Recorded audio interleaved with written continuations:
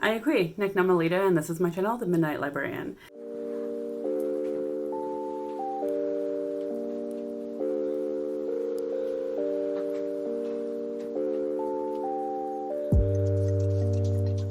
Today, I will be talking about 12 books that will self-destruct in 12 months.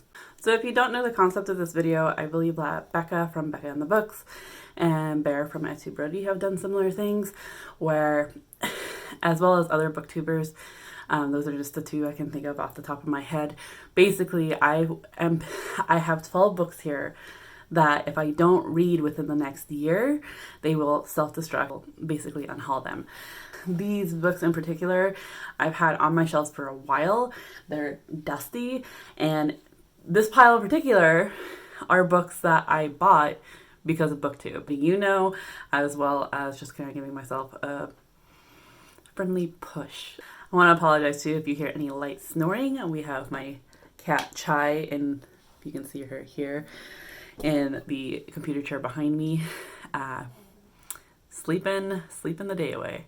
So the first book I have, I believe actually that the Feminist AF BookClub actually had this for one of their picks earlier this year, and I had meant to read it and just didn't. And after seeing their thoughts on it, was kind of put off by it a little bit.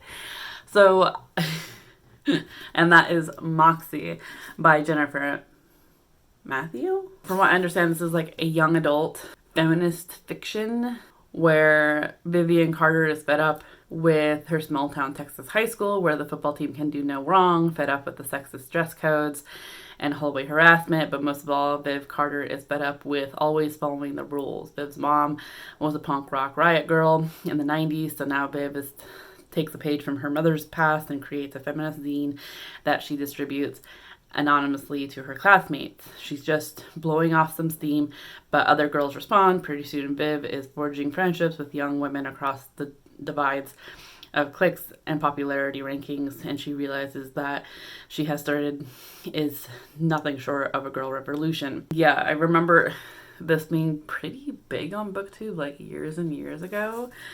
I don't recall.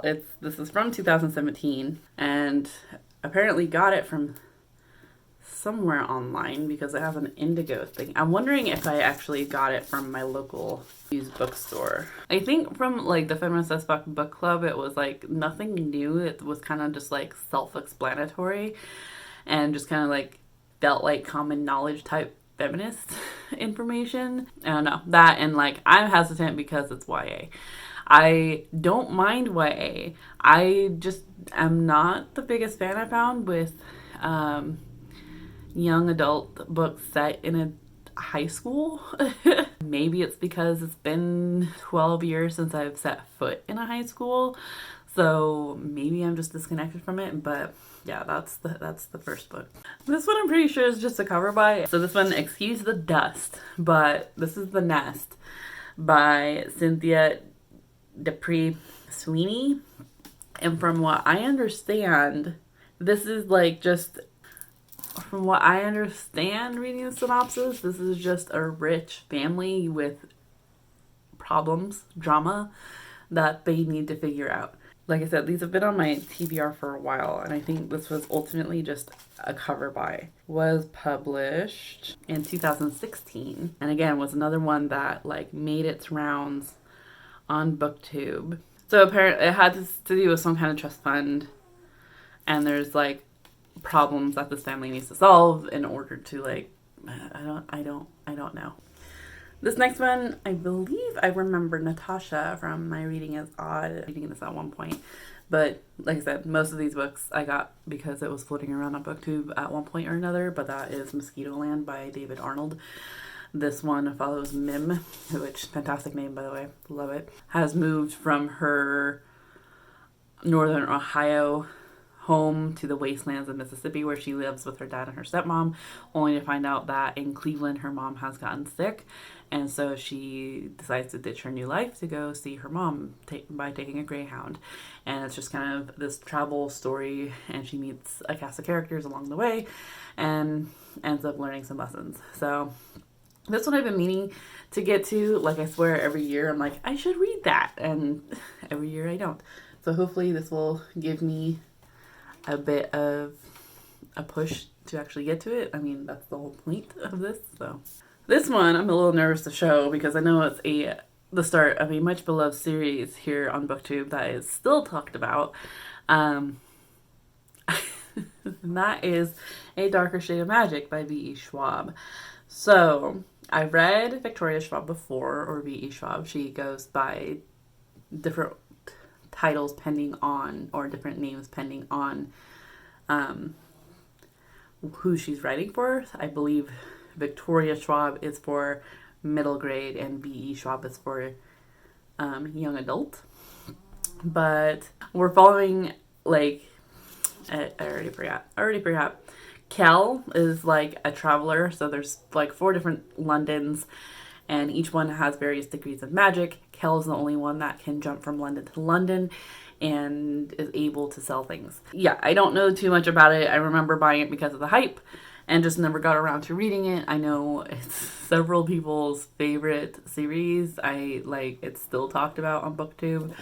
But I believe it was, when was this published? I'm curious. But 2015. And I think one of the reasons why I keep putting it off is because when it comes to, like, different dimensions or dimensional fiction, I tend to get worried that I'm not smart enough to be to absorb all the information. So we'll see how this works. So this next one, I'm pretty sure I actually pre-ordered and then just never got around to it. But that is The Apocalypse of Elena Mendoza by Sean David Hutchinson. Yep. So yeah, I even remember like getting We Are the Ants and reading it and prepping myself for reading this, because it's not that you have to read We Are the Ants. There's just some cameos within The Apocalypse of Elena Mendoza. I don't even really remember what this is. We're following 16-year-old Elena Mendoza. Is the product of a virgin birth. This can be scientifically explained. It's called parthenogenesis, but that can't be explained. What can't be explained is how Elena is able to heal Freddie, the girl who she's had a crush on for years, from a gunshot wound in Starbucks parking lot, or why the boy who shot Freddie, David Combs, disappeared from the same parking lot minutes later, getting sucked up into the clouds. What also can't be explained are the talking girl on the front of a tampon box and the reasons for that David Combs shot Freddie in the first place. As more unbelievable things occur in Elena continues to perform miracles, the only remaining explanation is the least logical of all, that the world is actually coming to an end, and Elena is possibly the only one who can do something about it. Like I said, I read We Are the Ants before this, and it wasn't a bad book. It was really emotional, and I remember like absolutely loving this cover. I thought it was really like dramatic. So yeah, it sounds like an interesting magic realism type deal. Next one, I believe I got on a whim at one point. I don't remember, but that is Born by Jeff Vandermeer. So Vandermeer's name has been on BookTube for a while, I feel like, and just kind of known as just a weird style of books. This one in particular, I believe, is like post-apocalyptic. Born, a young woman named Rachel survives a scavenger in a ruined city half destroyed by drought and conflict. The city is dangerous, littered with discarded experiments from the company, a biotech firm now derelict, and punished by the unpredictable predations of a giant bear. Rachel ekes out an existence in the shelter of a rundown sanctuary she shares with her partner, Wick, who deals his own homegrown psychoactive biotech. One day, Rachel finds Born during a scavenging mission and takes him home. Born as salvage is little more than green lump, plant or animal, but exudes a strange charisma. Born reminds Rachel of the marine life from the island nation of her birth, now lost to rising seas. There is an attachment she resents. In this world, any weakness can kill you. That's all I really want to know going into it. So I got this thinking that it sounded really interesting, but at the same time, really intimidated by it because it was, there's a worry that Jeff Vandermeer writes too weird for me to understand. This one,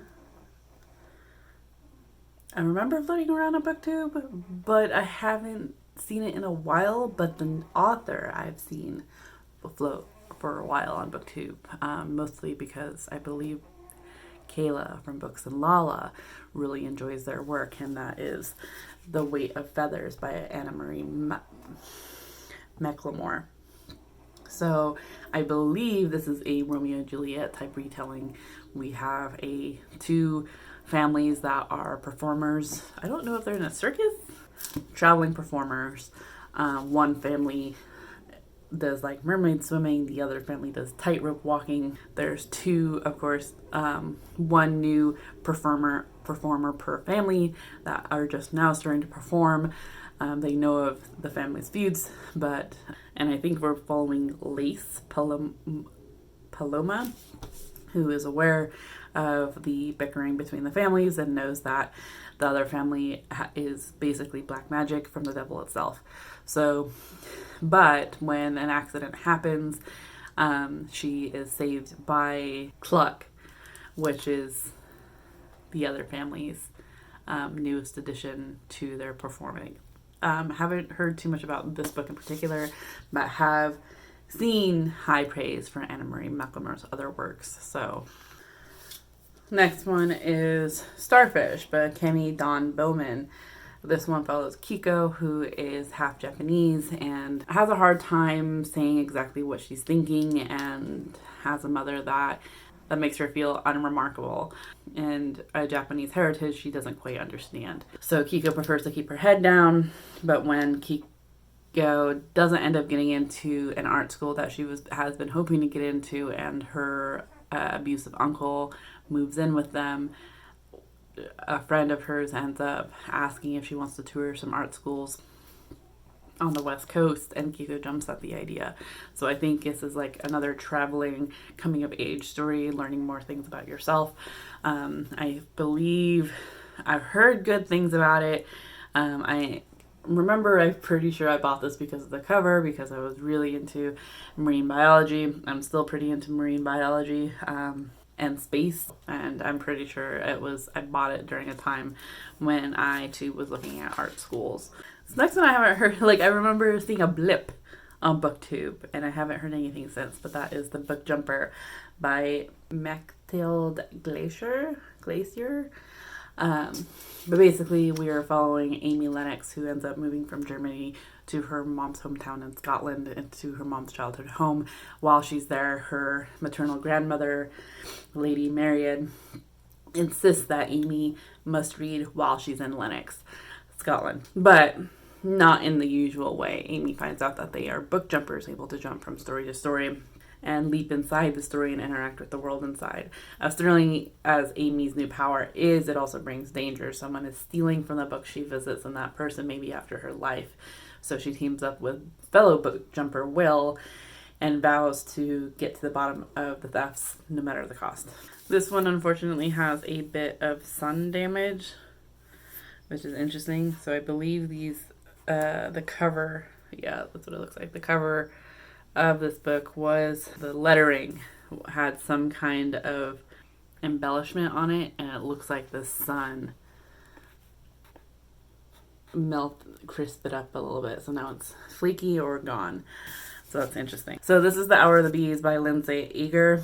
This one follows 12-year-old Carol, 12-year-old Carolina, or Carol, who is spending her summer vacation in the middle of New Mexico desert, helping her parents move the grandfather she's never met before off his dying sheep ranch and into a home for people with dementia.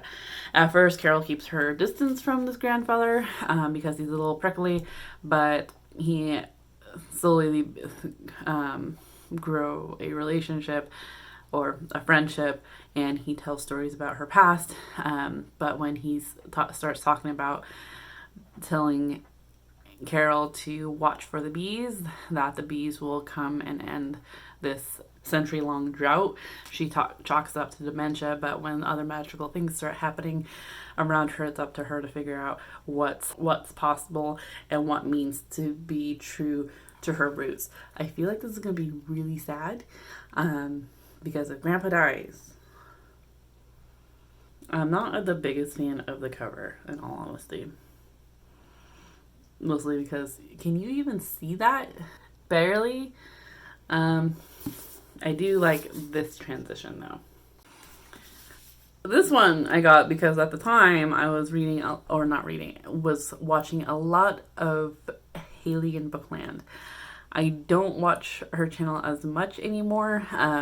Not because she doesn't have good content. I still enjoy popping in every now and then to watch her content. It's just that her and my reading tastes do not align. There's some content creators that I'll watch anyway, like Kayla, despite our reading taste not aligning, I still really just enjoy watching their content. Like I said, there's nothing wrong with Haley's content. It's just that I feel like I kind of grew out of it. But this one, I remember being her particular favorite at the time. And I know that there is much more. I don't know if it's a series or just a collection, but it is My Lady Jane by Cynthia Hand, Brody Ashton, and Jody Meadows. A comical, fantastical, romantical, entirely true story of Lady Jane Grey. Yeah, so Lady Jane Grey is 16, is about to be married to a total stranger and caught up in an insidious plot to rob her cousin King Edward of his throne. But that's the least of Jane's problems. She's about to become Queen of England.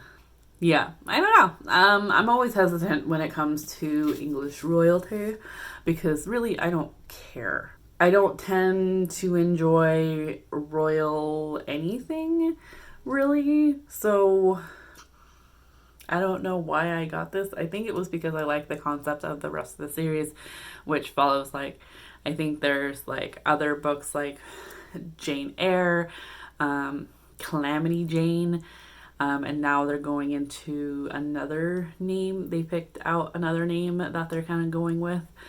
So it seemed like an interesting series and figured I had to start with the first one. I just haven't been interested because it has to do with royalty, so. And finally, my last one is When Dimple Met Rishi by Sandhya Menon. This one follows Dimple Shah, who has it all figured out with graduation behind her. She is more than ready for a break from her family and from Mama's inexplicable obsession with finding her that ideal Indian husband. Ugh.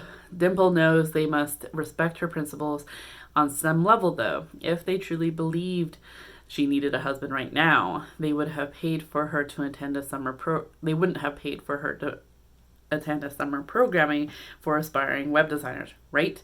Rishi Patel is a hopeless romantic, so when his parents tell him that he and his future wife will be attending the same summer program wherein he'll have to woo her, he's totally on board because, as silly as it sounds to most people in his life, Rishi wants to be arranged, believes in the power of tradition, stability, and being a part of something bigger than himself. The Shahs and Patels didn't mean to start turning the wheels on this suggested arrangement so early in their children's lives, but when they noticed them both gravitating toward the same summer program, they figured, why not? Dimple and Rishi may think they have each other figured out, but when the opposites clash, love works hard to prove itself in the most unexpected ways. So, yeah, another one that BookTube had floating around for a while. I believe this was published in 2017. A lot of 2017, 2016 books on this. And I believe this is this the only one? Lot of young adult. Seems like we have a couple of people of color in here, but also a lot of white books. So yeah, this one I'm still interested in. I really do still enjoy the cover of this. It's really fun. And I've been interested in the rest, but it's one of those things where I've been wanting to read the first one before getting the rest because I want to make sure like I enjoy it first. Like I said, like young adult books, like particularly when they're set in high school, but like young adult books as a whole, I'm tending to gravitate out of. So we'll see. I'm not gonna hold these up. You can see them for the most part here. So those are the 12 books that I will hopefully be pushed to read before December of 2022. If not, I'm not telling them. So if you have read any of these, if you think there's any particular one I should start with first, please let me know down in the description down below. Please, no spoilers.